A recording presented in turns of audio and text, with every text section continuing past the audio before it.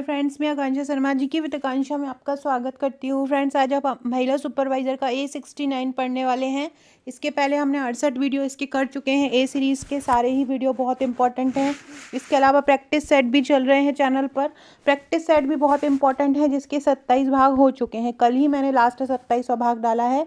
इसके अलावा other state के एग्ज़ाम के पेपर, सुपरवाइज़र के और हमारे मध्य प्रदेश के भी पेपर मैं करवा रही हूँ। इन सारी की मैंने अलग अलग प्लेलिस्ट बना के रखी है, डिस्क्रिप्शन बॉक्स में पिन भी करके रखी है, और आप मेरे चैनल पर जाकर प्लेलिस्ट में भी चेक कर सकते हैं। तो चलिए स्टार्ट करते हैं। यहाँ पे आपको सम्मिलित करना है कि कौन से रोग के लिए कौन सा टीका है। सबसे पहले हम बात करते हैं खसरे के लिए। खसरे के लिए कौन सी वैक्सीन दी जाती है? तो ये MMR की जो वैक्सीन है वो खसरे के लिए दी जाती है। MMR को क्या बोलते हैं? MMR 3 बीमारियों के लिए दिया जाता है। एक तो होता है खसरा, जिसको हम रोबेला वायरस कहते हैं, R डिनोट करता है जिसको। एक होता है गलसुआ, जिसको हम मम्स बोलते हैं, और एक होता है रूबेला। मम्स, मीजल्स और रूबेला, MMR का फुल फॉर्म होता है मम्स, मीजल्स और रूबेला, वो MMR। तो ये खसरे के रोग के लिए कौन सी वैक्सीन दी जाती है? MMR की वैक्सीन दी जाती है। और इसको किस मंथ में दिया जाता है? इसको 9वें महीने में दी जाती है। बच्चा जब 9 महीने का होता है तब ये MMR की वैक्सीन दी जाती है। इसके अलावा ये भी पूछ सकते हैं, ये जो MMR की वैक्सीन है वो किस मार्ग द्वारा दी जाती है? तो सब क्यूटेनियस मार्ग द्वारा ये दी जाती, जिसको हम अवत्वचीय मार्ग बोलते हैं।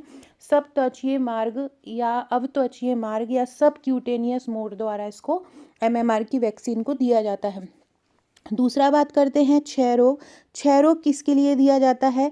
जो क्षय रोग दिया जाता है, क्षय रोग के लिए कौन सी वैक्सीन दी जाती है? BCG की वैक्सीन दी जाती है क्षय रोग के लिए। BCG का फुल फॉर्म होता है बैसिलस कैलमेट गुएरिन। BCG का फुल फॉर्म क्या होता है? Bacillus Calmette Guerin. ये क्षय रोग या तपेदिक के लिए दी जाती है, या TB के लिए दी जाती है। इसको ट्यूबरकुलोसिस भी बोलते हैं। और ये जो वैक्सीन दी जाती है ये ID मोड द्वारा दी जाती है। जन्म के तुरंत बाद 24 घंटे के अंदर इस वैक्सीन को देने की सलाह दी जाती है, और इसकी जो मात्रा दी जाती है वो 0.05 ml दी जाती है। कितनी दी जाती है? 0.05 ml दी जाती है। जबकि जो MMR की वैक्सीन है उसकी जो मात्रा होती है 0.5 ml होती है। और यदि BCG का जो टीका है, बोला जाता है जन्म के तुरंत बाद ही 24 घंटे के अंदर अंदर दे दो, लेकिन यदि किसी कारण से इसको नहीं दे पाते हैं तो उसको 1 साल के अंदर अंदर दे देते हैं। और 1 साल के अंदर अगर ये इसकी मात्रा दी जाती है तो 0.1 ml इसकी मात्रा दी जाती है। बात करें तीसरी चिकन पॉक्स की, तो चिकन पॉक्स के लिए कौन सा? चिकन पॉक्स वेरिसेला टीका। चिकन पॉक्स के लिए कौन सा टीका जिम्मेदार होता है? तो चिकन पॉक्स के लिए वेरिसेला टीका जिम्मेदार होता है। इसको वेरिसेला टीका बोलते हैं। चिकन पॉक्स के लिए वेरिसेला टीका जिम्मेदार होता है। ये चिकन पॉक्स से बचाव करता है। चिकन पॉक्स का हमारे देश से पूरी तरह से उन्मूलन हो चुका है। 1977 में हमारे देश से हो चुका था, और 1980 में विश्व से पूरी तरह से इसका उन्मूलन हो गया है। बात करें ये दाद की, ये दाद क्या है? ये दाद जैसा ये दिख रहा है, ये दाद क्या है? तो देखो, जब ये चिकन पॉक्स होता है वेरिसेला वायरस के कारण, तो क्या होता है कि उसके बाद कुछ दाने आ जाते हैं शरीर पे। उन दानों को रोकने के लिए एकदम दाद आ जाती है, दाद टाइप आ जाती है। उस दाद को रोकने के लिए ये सिंग्रिक्स या जोस्टावैक्स की वैक्सीन दी जाती है। क्या दी जाती है? सिंग्रिक्स या जोस्टावैक्स की वैक्सीन दी जाती है। कि कब दी जाती है? अगर चिकन पॉक्स होता है उसके बाद कुछ दाने आ जाते हैं, उन दानों को रोकने के लिए एक वैक्सीन दी जाती है, जिसको हम सिंग्रिक्स या जोस्टावैक्स वेरिसेला वैक्सीन बोलते हैं। क्या बोलते हैं? सिंग्रिक्स या जोस्टावैक्स वेरिसेला वैक्सीन बोलते हैं। ये इन लोगों ने खोजी है, इसलिए इन व्यक्तियों के नाम पर इसका नाम दिया हुआ है। ठीक है, तो ये चारों आपको याद हो गई हैं। चिकन पॉक्स के लिए क्या दिया जाता है? वेरिसेला टीका जो चिकन पॉक्स के लिए दिया जाता है। क्षय रोग के लिए BCG टीका दिया जाता है। खसरे के लिए MMR दी जाती है, और दांत के लिए सिंग्रिक्स या जोस्टावैक्स वैक्सीन दी जाती है। चलिए नेक्स्ट देखते हैं। अगला क्वेश्चन है, क्षीण रोगजनक से टीका तैयार करने की तकनीक की खोज किसने की और किस वर्ष की? क्षीण मतलब क्या होता है? क्षीण मतलब होता है कमजोर। क्षीण मतलब क्या होता है? कमजोर। तो कमजोर रोगाणु से वैक्सीन बनाने की जो विधि थी वो किसने खोजी थी? तो ये खोजी थी लुई पास्चर ने। और कब खोजी थी? 1879 में खोजी थी। क्षीण रोगजनक क्या होता है? दो प्रकार के टीके होते हैं। एक होता है बिल्कुल निष्क्रिय जो जीवाणु होता है, निष्क्रिय जो रोगजनक होता है उससे वैक्सीन बनाना, और एक होता है कमज़ोर या सक्रिय रोगजनक से वैक्सीन बनाना। तो जो क्षीण क्षीण मतलब कमज़ोर रोगजनक से जो टीका तैयार करने की तकनीक खोजी थी, वो किसने खोजी थी? लुई पास्चर ने खोजी थी 1879 में। इन्होंने चिकन हैजा रोग के खिलाफ कमज़ोर सूक्ष्म जीवों से युक्त पहला एक टीका विकसित किया था। किसके लिए किया था इन्होंने? चिकन पॉक्स और हैजा रोग के लिए इन्होंने टीका तैयार किया था, कमज़ोर रोगजनक वाला। कौन सा? जिसमें क्षीण वैक्सीन का उपयोग, जिसमें क्षीण रोगजनक का उपयोग किया गया हो, वो उन्होंने लुई पास्चर ने खोजा था। अगला क्वेश्चन है, वैक्सीन शब्द का सबसे पहले प्रयोग किसके द्वारा किया गया? ये वैक्सीन शब्द किसके द्वारा गढ़ा गया? वैक्सीन जिसको हम टीका बोलते हैं, ये वैक्सीन शब्द सबसे पहले किसने गढ़ा? तो इसको गढ़ा था एडवर्ड जेनर ने। किसने गढ़ा था? एडवर्ड जेनर ने सबसे पहले इस वैक्सीन नामक शब्द को दिया था। आपसे पूछेंगे वैक्सीन शब्द किसने दिया था या वैक्सीन शब्द किसने गढ़ा था? तो किसने गढ़ा था? एडवर्ड जेनर ने गढ़ा था वैक्सीन शब्द। अगला क्वेश्चन है, एडवर्ड जेनर ने डैश का प्रयोग करके चेचक का टीका तैयार किया। किसका उपयोग किया था? तो एडवर्ड जेनर ने जो गाऊ जैसे कि इंसानों में चिकन पॉक्स हो जाते हैं, ऐसे काऊ में भी इस प्रकार काऊ पॉक्स हो गया था। तो गाय के दानों से रोगजनकों का उपयोग किया। मतलब गाय में जब चेचक हुआ तो वहाँ उसका एक रोगजनक उसके अंदर से वो बैक्टीरिया लेके उससे चेचक का पहला टीका तैयार किया। फिर उन्होंने गाय के चेचक से पीड़ित दूध वाले, मतलब गाय के चेचक से उस जो दूध वाला था, जो दूध निकालता था, उसको भी चिकन पॉक्स हो गया था। तो उन्होंने उस पीड़ित दूध वालों के घाव से तरल पदार्थ को एक स्वस्थ लड़के के शरीर में इंजेक्ट किया, जिसके बाद में चेचक नहीं हुआ। उस प्रकार से उन्होंने चेचक का टीका तैयार किया। मतलब सबसे पहले उन्होंने क्या किया? गाय के दानों से एक रोगजनक का उपयोग किया, उससे चेचक का पहला टीका तैयार किया। तो सबसे पहले जाएगा क्या? काऊ पॉक्स के दानों से। ये भी क्वेश्चन आएगा काऊ पॉक्स का कमजोर रोगजनक, तो कंफ्यूज मत होइएगा। इसमें आएगा काऊ पॉक्स के दानों से रोगजनक। उनने क्या किया था? गाय के दानों से रोगजनकों का उपयोग करके चेचक का पहला टीका तैयार किया था। उन्होंने गाय के चेचक से पीड़ित दूध वाले के घाव से तरल पदार्थ लिया और एक स्वस्थ लड़के के शरीर में इंजेक्ट किया। जो पीड़ित था उसका उससे उसके उस पीड़ित से एक तरल पदार्थ उसके शरीर से निकाला और एक स्वस्थ लड़के में इंजेक्ट किया, जिसके बाद से वो चेचक नहीं हुआ। तो उन्होंने किसका उपयोग किया? काऊ पॉक्स के दानों से उत्पन्न रोगजनक का। जिस बीमारी से जो बीमारी हो रही है, जिस चीज़ से, उसी का ही निष्क्रिय चीज़ का उपयोग करके उस रोग के खिलाफ एंटीबॉडी बनाना ही इन्होंने टीका कहलाता है। तो इन्होंने वही किया था, काऊ पॉक्स के दानों से रोगजनक पदार्थ लेकर ये चेचक के टीके की खोज की थी। तो जेनर ने किसका उपयोग किया था? एडवर्ड जेनर ने किसका उपयोग किया था? तो एडवर्ड जेनर ने काऊ पॉक्स के दानों से रोगजनक का उपयोग किया था। किसके से किया था? काऊ पॉक्स के दानों से किया था। अगला है, जेनेटिक इंजीनियरिंग के माध्यम से उत्पादित टीकों को सुरक्षित क्यों माना जाता है? क्यों माना जाता है? उनमें केवल रोगाणु का आवरण होता है, वे रोगाणु का क्षीण रूप होते हैं। देखो, रोगाणु का क्षीण रूप तो नॉर्मली अभी अपन ने जेनर के बारे में पढ़ा है, तो ये तो उन्होंने जेनर तो उस समय नहीं जानते थे इतना जेनेटिक इंजीनियरिंग। रोगाणु का मरा हुआ रूप ये भी नहीं होता, ये भी पहले के बहुत सारे टीकों में हमने देखा है, जैसे कि चेचक वगैरह हुआ, बीसीजी वगैरह हुआ, उसमें जीवित रोगाणु का ही उपयोग हुआ है। इनमें रोगाणु के सभी जीन होते हैं, रोगाणु के सभी जीन होंगे तो व्यक्ति वैसे ही सक्रियता आ जाएगी। जेनेटिक इंजीनियरिंग के माध्यम से जो उत्पादित टीका होता है इसलिए सुरक्षित माना जाता है क्योंकि उसमें केवल रोगजनक का आवरण ही उपयोग होता है, जो एंटीजन होता है और हानि रहित होता है। इसलिए आनुवांशिक इंजीनियरिंग जो होती है वो सबसे ज़्यादा उपयोग में आजकल लाई जा रही है, या जेनेटिक इंजीनियरिंग के माध्यम से जो टीके बनाए जा रहे हैं वो सबसे ज़्यादा उपयोग में लाए जा रहे हैं, क्योंकि वो हानि रहित होते हैं।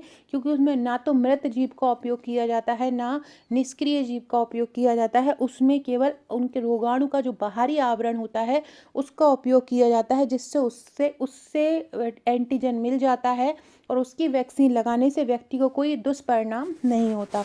तो क्यों सुरक्षित माना जाता है जेनेटिक इंजीनियरिंग के माध्यम से उत्पादित टीके?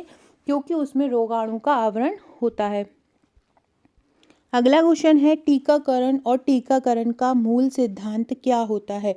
टीकाकरण और टीकाकरण का मूल सिद्धांत क्या है? ये बी और टी लिम्फोसाइट की संख्या पर आधारित है? बिल्कुल नहीं। कल जो मैंने प्रैक्टिस सेट 27 करवाया था उसमें मैंने बी लिम्फोसाइट और टी लिम्फोसाइट आपको करवाया था कि WBC के ही ये प्रकार होते हैं जो बाहरी बैक्टीरिया और वायरस से हमारी रक्षा करते हैं। जो टी लिम्फोसाइट होती हैं ये विदेशी आक्रमणकारियों से हमारी रक्षा करते हैं। लेकिन ये टीकाकरण क्या होते हैं? ये प्रतिरक्षा प्रणाली की स्मृति की संपत्ति पर आधारित होते हैं।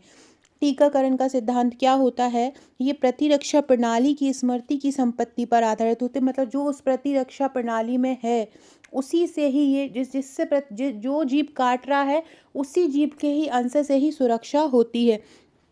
जब किसी प्रतिरक्षित व्यक्ति पर रोगाणु द्वारा हमला किया जाता है तो उसमें मौजूद शरीर में तुरंत एंटीजन पर हमला करते हैं, जबकि जो मेमोरी टी और बी कोशिकाएं हैं, लिम्फोसाइट हैं, ये एंटीबॉडी के लिए एंटीबॉडी जन्म करती हैं, एंटीबॉडी को जन्म देती हैं, इसलिए ये चारों नहीं होंगे।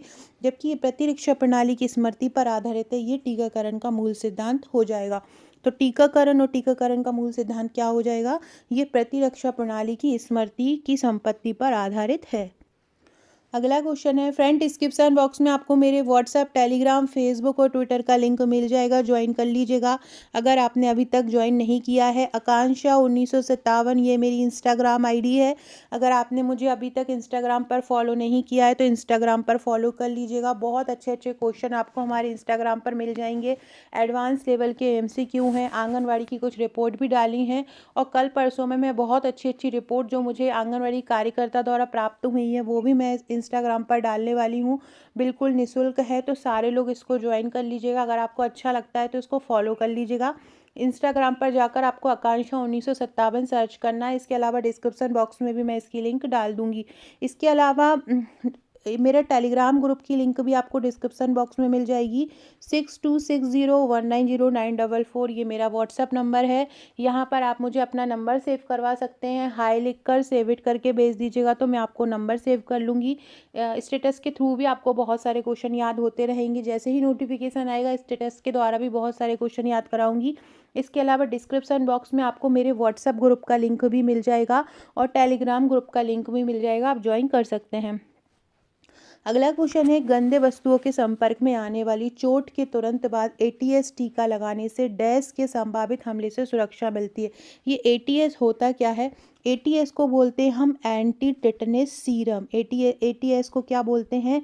एंटी टिटनेस सीरम बोलते हैं। जब भी किसी को लोहे की लग जाती है, कहीं से कोई छिल जाता है, तो तुरंत डॉक्टर उसको ATS वैक्सीन लगाने का, ATS का इंजेक्शन लगाने की सलाह देते हैं।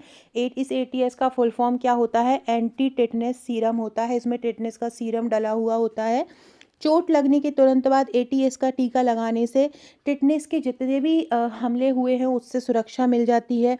सड़क की धूल के संपर्क में आने से कोई घाव हो जाता है, कोई कट हो जाता है, जिससे उसके अंदर घाव के अंदर कोई रोगाणु प्रवेश कर देते हैं, तो जब चोट लगी हो तो उसके 24 घंटे के अंदर अंदर ATS का इंजेक्शन लगाने से व्यक्ति को उसके प्रति एक निष्क्रिय प्रतिरक्षा मिल जाती है।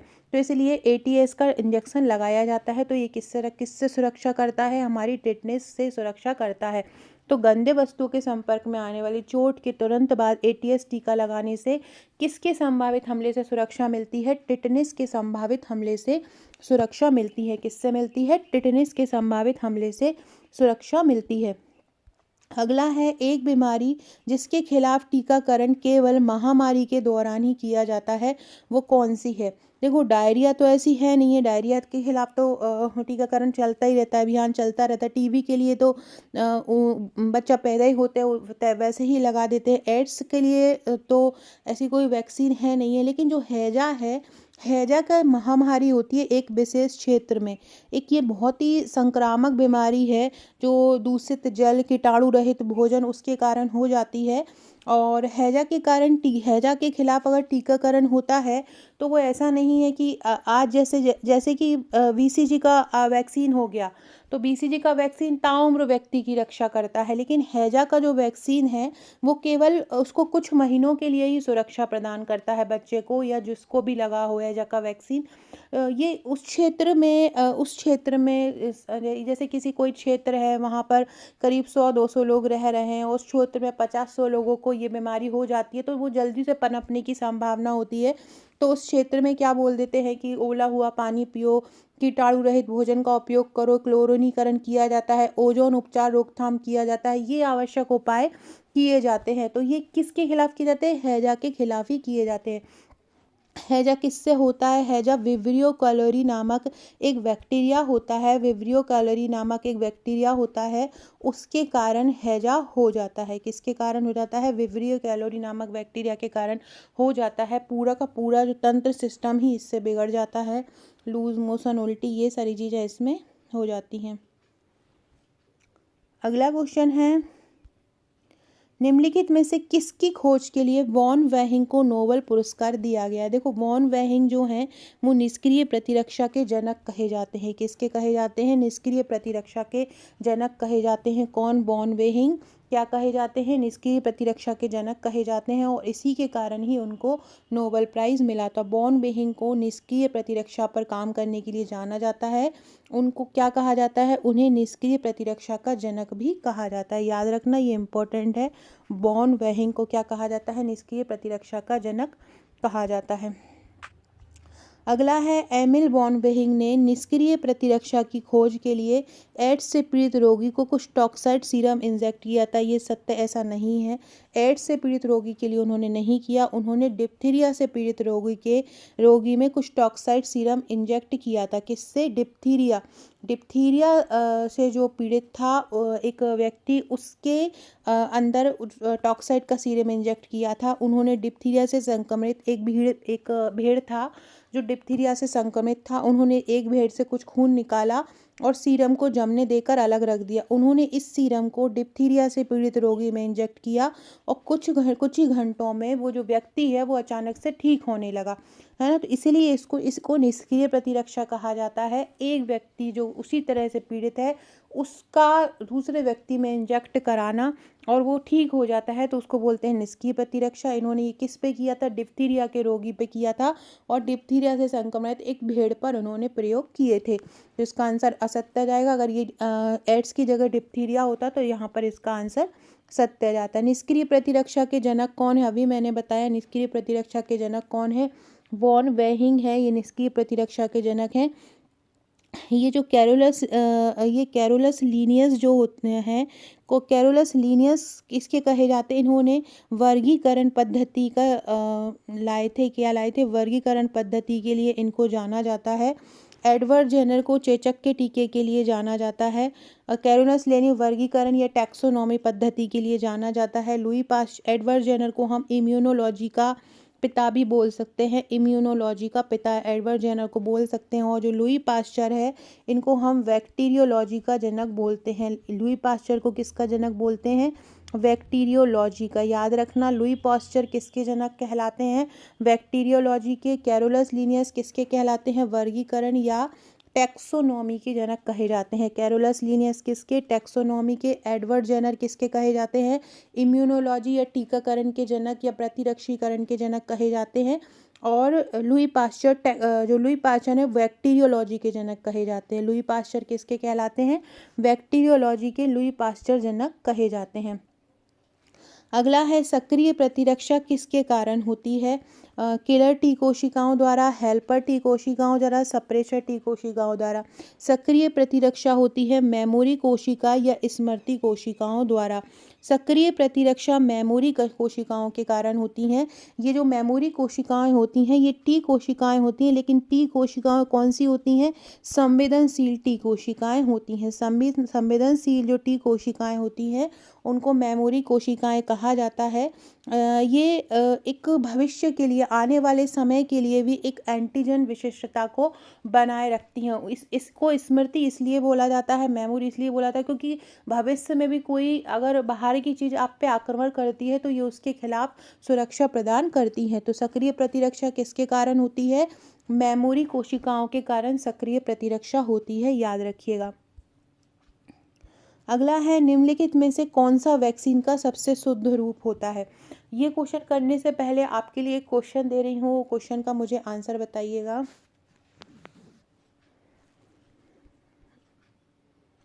ह्यूमन कोरियोनिक गोनेडोट्रोपिक हार्मोन किसके द्वारा स्नावित होता है, या एचसीजी हार्मोन को शरीर का कौन सा अंग स्नावित करता है? एचसीजी हार्मोन को शरीर का कौन सा अंग स्नावित करता है? सारे लोग जिनको मेरे वीडियोस पसंद आते हैं, सारे लोग कमेंट जरूर कीजिएगा, लाइक भी कीजिएगा और अपने अपने फ्रेंड्स ग्रुप में शेयर कीजिएगा और मुझे इसका आंसर कमेंट करके बताइएगा कि एचसीजी हार्मोन कौन स्नावित करता है, कौन एचसीजी हार्मोन को सीक्रेट करता है। ये सारे लोग आंसर में बताइएगा। अगला है, कौन सा वैक्सीन का सबसे शुद्ध रूप होता है? देखो देखो अलग अलग वैक्सीन की पीढ़ी आगे। पहले क्या होता था, एक सक्रिय रोगजनक का उपयोग किया जाता था, उसके बाद निष्क्रिय रोगजनक का उपयोग किया जाने लगा। फिर तीसरी पीढ़ी जब आई तो इसमें जो आनुवांशिक रूप से जेनेटिक इंजीनियरिंग जेनेटिक रोगजनक का उपयोग किया जाने लगा। जैसे मैंने अभी ऊपर बताया कि किसी भी रोगजनक के आवरण का उपयोग करने लगे। इसमें क्या करने लगे, जो थर्ड पीढ़ी है उसमें रोगजनक के आवरण का उपयोग करने लगे थे, इसलिए ये सबसे शुद्ध होता था। क्यों शुद्ध होता था? क्योंकि ये इसमें हम किसी रोग के अंग का उपयोग नहीं करते थे। जिस बैक्टीरिया के कारण हो रहा है या जिस वायरस के कारण हो रहा है उसका उपयोग नहीं करते थे, जिससे ये दूसरे को कम प्रभावित कर सकता था, है ना। जैसे कि अगर हम बात करें जो चेचक की बात करें, चेचक जीवित रोगाणु द्वारा उसका निर्माण किया गया था, चेचक के टीके का। अब जैसे किसी बच्चे को लगा दिया, अब बच्चा बाहर गया है, टॉयलेट गया है, तो वो अगर वो टॉयलेट किया और फिर वहीं दूसरा बच्चा बैठा है तो वह एक व्यक्ति से दूसरे व्यक्ति में वो फैल जाता था बूंद बूंद द्वारा। ये खांसी के द्वारा, अगर बच्चा खांस रहा है, खांसी आई, उसको खांसने से वो दूसरा बच्चा उसके पास बैठा है तो वो दूसरे बच्चे के पास अगर वो खांसी का अंश पहुंच गया तो दूसरे बच्चे पे चेचक हो जाता था। लेकिन फिर उसकी सेकेंड उसमें कम छीड़ का उपयोग करने लगे थे, जैसे कि इनएक्टिवेटेड पोलियो वैक्सीन आई थी। लेकिन ये भी रोगाणु संक्रमण पैदा करती थी। लेकिन जो तीसरी पीढ़ी आई है उसमें क्या करते हैं, तीसरी पीढ़ी के टीके में एक विशिष्ट प्रोटीन का उत्पादन करने के लिए आनुवांशिक रूप से इंजीनियरिंग या आनुवांशिकी का उपयोग किया जाता है। ये टीके शुद्ध सिंथेटिक पॉलीपेप्टाइड होते हैं, क्योंकि उनके जीन सीधे रोगजनकों से निकाले जाते हैं। कहाँ से निकाले जाते हैं?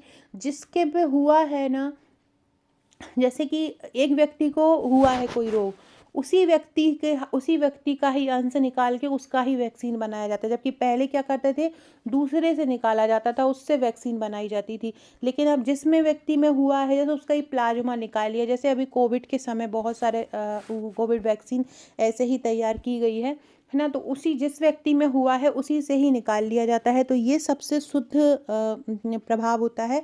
तो वैक्सीन का सबसे शुद्ध रूप कौन सा होता है? तीसरी पीढ़ी वैक्सीन का सबसे शुद्ध रूप होता है। अगला है, कौन सा प्रथम पीढ़ी के टीकों का मृत रूप नहीं है?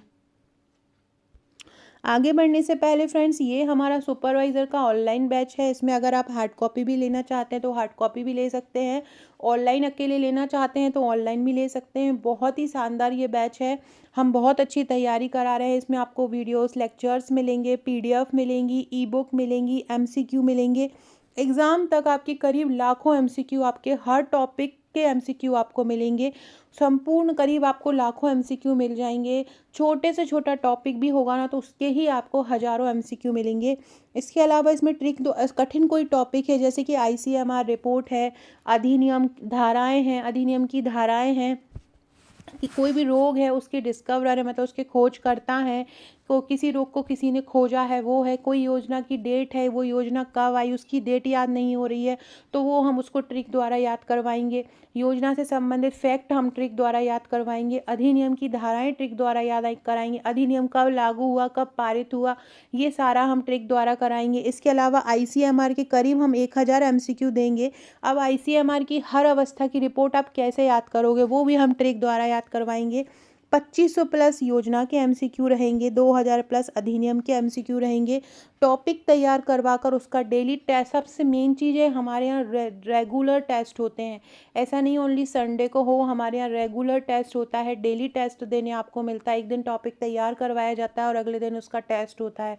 बहुत शानदार तैयारी करवाई जाती है। वो एक टॉपिक भेजा जाता है, उसको थ्योरी बहुत ईजी लैंग्वेज में भेजी जाती है, उसको फिर समझाया जाता है और फिर उसका टेस्ट लिया जाता है। सुपरवाइजर का प्रश्न बैंक मिलेगा, गणित, कंप्यूटर, तर्क शक्ति, पोषण, टीकाकरण, शिशु देखभाल, योजना प्रबंधन, सारा कुछ कवर होगा। डेली टारगेट दिया जाएगा, डेली टेस्ट होगा। बहुत ही सरल तरीका है पढ़ने का। आप ऑनलाइन भी ले सकते हैं, केवल 799 रुपये में ऑनलाइन है, और हार्ड कॉपी भी आप ले सकते हैं। हार्ड कॉपी में आपको 7 बुकलेट मिलेंगी। इसके अलावा 2014, 2017 और अलग अलग स्टेट जैसे राजस्थान, झारखंड, छत्तीसगढ़ का सिलेबस आपका सेम है सुपरवाइज़र का, तो उन स्टेट में जो पिछले 3-4 सालों में पेपर आए हैं वो भी सारा कवर करवाया जाएगा। तो अगर आप ये ऑनलाइन लेना चाहते हैं तो ओनली 799 चार्ज है। आपको मुझे व्हाट्सअप करके बोलना है कि मैम हमको आपका पैकेज लेना है। और अगर आप ये ऑफलाइन भी 7 बुकलेट लेना चाहते हैं साथ में, तो ऑफलाइन और ऑनलाइन दोनों का 1699 है, तो आप दोनों ही ले सकते हैं। और अगर आपके पास बुक्स हैं तो आप हमारा ऑनलाइन पैकेज ले लीजिए, तैयारी कीजिए डेली का, और डेली का टेस्ट दीजिए। उससे आपका टारगेट बना रहेगा और डेली तैयारी होती जाएगी। कठिन टॉपिक हैं जैसे ICMR हुआ, इंक्यूबेशन पीरियड हुआ, रोगों के जनक हुए, अधिनियम हुए, सारा कुछ आपको ट्रिक द्वारा याद हो जाएगा। तो आपको कहीं पे रटने की ज़रूरत नहीं पड़ेगी और आप भूल भी नहीं पाएंगे। आपको क्या करना है, आपको केवल ये व्हाट्सअप नंबर है, व्हाट्सअप ग्रुप की लिंक भी आपको डिस्क्रिप्शन बॉक्स में मिल जाएगी। आपको इस व्हाट्सअप ग्रुप पे मुझे बोलना है कि मैम इस ग्रुप पे, इस व्हाट्सअप नंबर पे मुझे मैसेज करना है, मैम हमको हम जीतेंगे बैच लेना है। मैं आपको पेमेंट नंबर दूंगी, आपको पेमेंट करना है 799 का। देन हम आपको 3 हमारे ग्रुप से ऐड कर लेंगे, जिसमें एक व्हाट्सअप का ग्रुप मिलेगा, 2 टेलीग्राम ग्रुप मिलेंगे। 2 टेलीग्राम में एक टेस्ट ग्रुप होता है जहाँ पे केवल टेस्ट ही टेस्ट होते हैं, और एक PDF और वीडियो लेक्चर्स का होता है जहाँ पे सारी PDF और सारे वीडियो लेक्चर्स होते हैं। तो जो भी लेना चाहता है ले सकते हैं। क्वेश्चन है, कौन सा प्रथम पीढ़ी के टीकों का मृत रूप नहीं है? देखो, DPT तो प्रथम पीढ़ी के टीकों का मृत रूप है। TAV वैक्सीन ये भी मृत रूप है। साल्क वैक्सीन ये भी मृत रूप है। ये तीनों ही टीकों के मृत रूप से, टीकों के किल्ड जो वैक्सीन होते हैं उनसे बनाए गए हैं। जबकि जो इन्फ्लुएंजा वैक्सीन है वो प्रथम पीढ़ी का नहीं है, बल्कि इसके टीके जो होते हैं कमज़ोर होते हैं, तो ये सेकेंड पीढ़ी का है। इन्फ्लुएंजा सेकेंड पीढ़ी के हैं, जबकि DPT, TAV और ये जो साल्क वैक्सीन है ये किसके हैं? ये प्रथम पीढ़ी के टीकों का एक प्रकार है। अगला है, जब पूर्व निर्मित एंटीबॉडी को, मतलब पहले से कोई एंटीबॉडी हमारे शरीर में बनी है, उसको सीधे शरीर में इंजेक्ट किया जाता है तो किस प्रकार की प्रतिरक्षा होती है? उसको हम बोलते हैं कृत्रिम निष्क्रिय प्रतिरक्षा। क्या बोलते हैं? कृत्रिम निष्क्रिय प्रतिरक्षा बोलते हैं। मतलब हमने आर्टिफिशियल उसको प्रतिरक्षा प्रदान कर रहे हैं। तो जब पहले से कोई एंटीबॉडी होती है और उसको शरीर में इंजेक्ट कराते हैं तो वो हमें आर्टिफिशियल पैसिव इम्यूनिटी या कृत्रिम निष्क्रिय प्रतिरक्षा प्रदान करती। उदाहरण, सांप के काटने के तुरंत बाद एंटी वेनम सीरम दिया जाता है। कुत्ते के काटने के तुरंत बाद एंटी रेबीज सीरम दिया जाता है। ये क्यों होता है? जिसने काटा है ना, उसी के खिलाफ प्रतिरक्षा प्रदान करना होता है। उस प्रतिरक्षा को क्या बोलते हैं हम? कृत्रिम निष्क्रिय प्रतिरक्षा बोलते हैं। सांप ने काटा, सांप ने अगर काटा तो सांप के ही जो सीरम से बना हुआ रहता है एंटी वेनम सीरम, और कुत्ते ने काटा तो कुत्ते के ही शरीर से बना हुआ होता है एंटी रेबीज सीरम। वो उसको दिया जाता है व्यक्ति को, जिससे उसकी प्रतिरक्षा होती है और उसके शरीर में एंटीबॉडी बन जाती है। अगला है, निम्नलिखित में से कौन सा रोग कौन सा रोग व्यक्ति को कोई भी प्रतिरक्षा प्रदान नहीं करता है? मतलब देखो, चेचक से वेरिसोला वैक्सीन दी जाती है, खसरा में MMR दी जाती है, कंठमाला में भी MMR दी जाती है। सामान्य सर्दी के लिए कोई अलग से प्रतिरक्षा प्रदान नहीं की जाती। ये जो तीनों के लिए अगर कोई वैक्सीन ली होगी, है ना, तो वही इसको सामान्य सर्दी के लिए इन तीनों से अगर वैक्सीन ली होगी ना, तो शरीर में इनकी स्मृति सेल्स जीवित रहेंगी।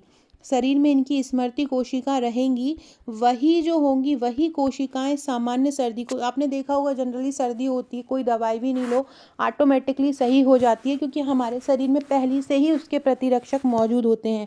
एक व्यक्ति जो चेचक, खसरा या कंठमाला से ठीक हो गया है, उन रोगाणुओं के खिलाफ उसके शरीर में एक सक्रिय प्रतिरक्षा विकसित होती है और इन रोगों से वो फिर से पीड़ित नहीं होगा क्योंकि उसके अंदर एक सक्रिय प्रतिरक्षा बनी है। अब ये जो रोग होते हैं स्वयं रोग उत्पन्न करने वाली एक स्मृति कोशिकाएं होते हैं। तो ये जो सामान्य सर्दी है ना, इन्हीं कोशिकाओं के ही कारण होती है। तो इसके लिए कोई प्रतिरक्षा प्रदान नहीं की जाती है, बल्कि ये स्मृति कोशिकाओं द्वारा ही अफेक्टेड होते हैं। अगला है आईजीए और आईजीजी। आईजीए का आपने बहुत ज़्यादा नाम सुना होगा, इम्यूनोग्लोबिन अल्फ़ा। ये माता के दूध से बच्चे को मिलती है। माता का दूध जो होता है, कोलेस्ट्रम, जो शुरू के 3 दिन आता है माता को, जैसे ही वो बच्चे को जन्म देती है उससे माता को आईजीए एंटीबॉडी मिलती है, जो कि उसको उस बच्चे को और उसको रक्षा प्रदान करती है। इसके अलावा आईजीजी एंटीबॉडी भी भ्रूण को प्राप्त होती है। ये जो आईजीजी एंटीबॉडी है प्लेसेंटा के माध्यम से भ्रूण को अपनी माँ से प्राप्त होती है। ये किसके माध्यम से प्राप्त होती है आईजीजी? ये प्लेसेंटा के माध्यम से प्राप्त होती है। और जो आईजीए किससे प्राप्त होती है? माता के मिल्क से बच्चे को प्रदान होती है। आईजीए और आईजीजी, इम्यूनोग्लोबिन गामा और इम्यूनोग्लोबिन अल्फा, ये दोनों ही शिशु या भ्रूण को एक प्राकृतिक निष्क्रिय प्रतिरक्षा प्रदान करते हैं। कौन सी? सबसे पहले तो याद रखो ये प्राकृतिक है, इनको आर्टिफिशियल नहीं दे रहे हैं, ये प्राकृतिक निष्क्रिय प्रतिरक्षा प्रदान करते हैं। कौन सी प्राकृतिक निष्क्रिय प्रतिरक्षा प्रदान करते हैं? स्तनपान के शुरुआती दिनों में माँ द्वारा स्नावित कोलेस्ट्रम में शिशु की सुरक्षा के लिए क्या होता है? इम्यूनोग्लोबिन अल्फा एंटीबॉडी होती है। और गर्भावस्था के दौरान प्लेसेंटा के माध्यम से आईजीजी एंटीबॉडी भी प्राप्त होती है। तो ये किस प्रकार की प्रतिरक्षा प्रदान करते हैं? प्राकृतिक निष्क्रिय प्रतिरक्षा प्रदान करते हैं। फ्रेंड्स, ये बहुत अच्छे एडवांस लेवल के एमसीक्यू हैं। आपने नॉर्मल वैक्सीन के क्वेश्चन पढ़े होंगे, लेकिन ये क्योंकि अभी ये 2024 चल रहा है, एडवांस लेवल के टीकाकरण के एमसीक्यू भी आ सकते हैं, तो हमको ये सारा क्वेश्चन करना है। निम्नलिखित में से किस प्रकार की वैक्सीन बीसीजी से संबंधित है? किल्ड वैक्सीन तो बीसीजी की नहीं है, रिकॉम्बिनेंट वैक्सीन भी नहीं है, टॉक्साइड तो टिटनेस और डिप्थीरिया होते हैं। जो लाइव एटेन्यूएटेड वैक्सीन होती है, जिसको हम जीवित छींक टीका बोलते हैं, ये बीसीजी से संबंधित है। टीका क्या होता है? वैक्सीन क्या होती है? एक प्रकार की जैविक सामग्री होती है। टीका क्या होता है? एक प्रकार की जैविक सामग्री होती है जो किसी विशेष बीमारी के खिलाफ रक्षा प्रदान करती है। और इसमें जो रोग पैदा करने वाला सूक्ष्मजीव जैसा दिखता है, उसी का ही वैक्सीन, उसके कमज़ोर या सक्रिय रूप का ही वैक्सीन बनाया जाता है। टीके के कितने प्रकार होते हैं? टीके 3 प्रकार के होते हैं। एक तो होता है मृत टीका, एक होता है जीवित छीण, मतलब जीवित तो है लेकिन कैसा है? कमज़ोर है। और एक होता है टॉक्साइड, एक ये होता है टॉक्साइड। टॉक्साइड में कौन से आते हैं? डिप्थीरिया और टेटनेस आते हैं। मृत टीकों में कौन कौन आता है? मृत टीकों में बीसीजी, रोबेला, खसरा, पोलियो, ये मृत टीकों में आते हैं। कौन कौन से? बीसीजी, रोबेला, खसरा और पोलियो। और जबकि जो छीण द्वारा, कमज़ोर छीण द्वारा उत्पन्न होते हैं, उनमें कौन से आते हैं? जो मृत जीवों से बनते हैं, सॉरी, जीवित छीण कमज़ोर द्वारा, एक सेकेंड अच्छे से बता देती हूँ। 3 प्रकार के होते हैं। एक होता है मृत जीवों द्वारा, एक होता है जीवित लेकिन कैसे हैं? कमज़ोर हैं, और एक होता है टॉक्साइड। मृत में कौन से आते हैं? मृत जीवों में आते हैं हैजा, टाइफाइड,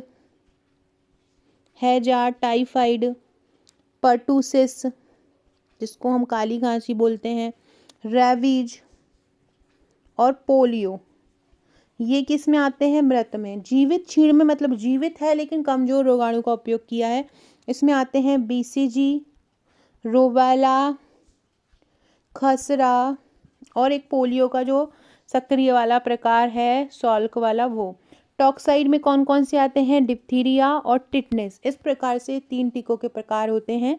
बीसीजी किससे संबंधित है? ये जीवित छीण टीके से बनी हुई होती है। बीसीजी किससे? जीवित छीण टीके से बीसीजी बनी हुई होती है। वैक्सीन अर्थात जो टीका शब्द है वो किस भाषा से लिया गया है?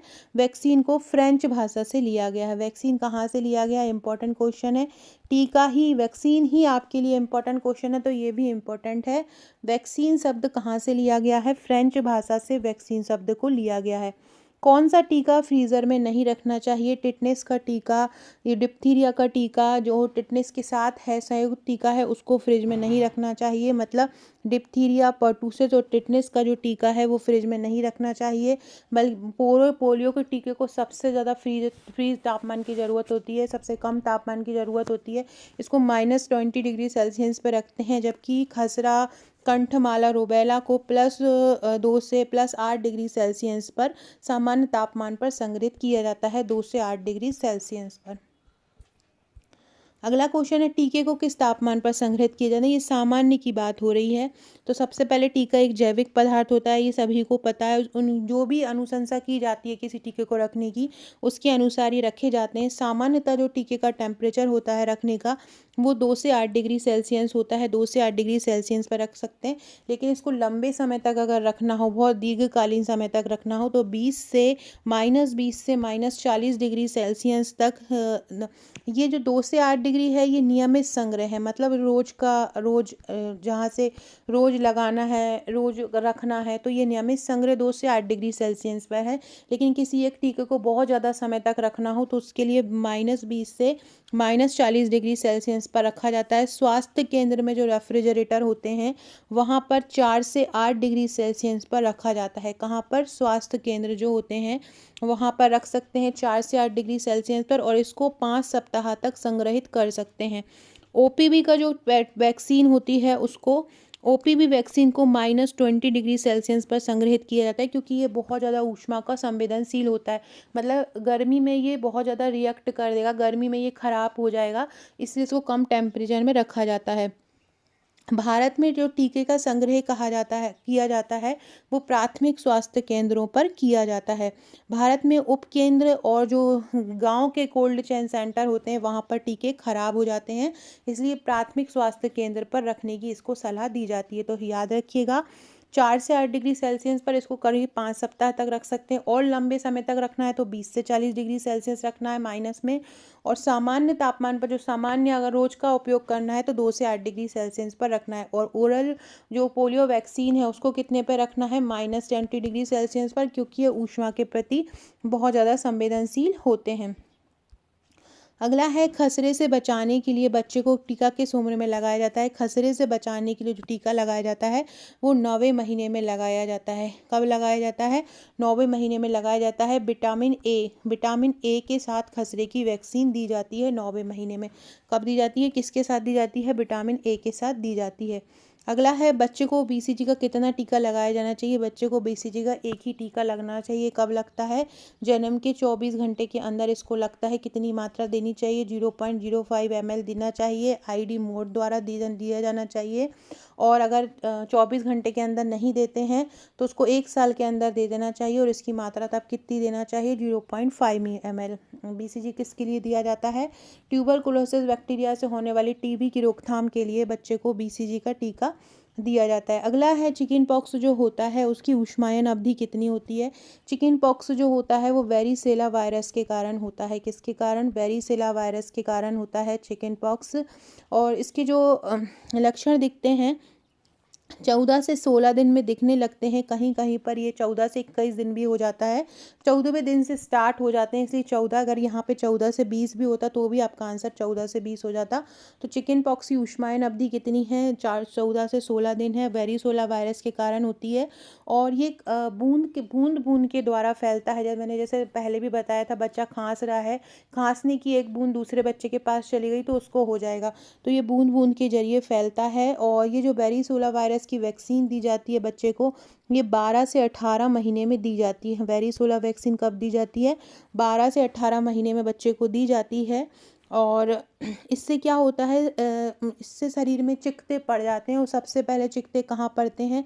धड़ पर पड़ते हैं। सबसे पहले छाती पर चिकते पड़ते हैं, उसके बाद चेहरे पर, हाथ में, सब जगह उभार हो जाते हैं, जिसके कारण वायरस को वैक्सीन की सलाह, वेरिसोला जोस्टर वैक्सीन की सलाह दी जाती है। तो ये इसके बारे में सारे फैक्ट याद रखिएगा।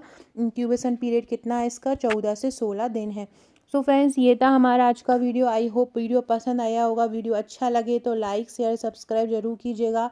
चैनल को सब्सक्राइब कीजिएगा, शेयर कीजिएगा और कमेंट कीजिएगा जो मैंने आंसर भेजा है। Thank you.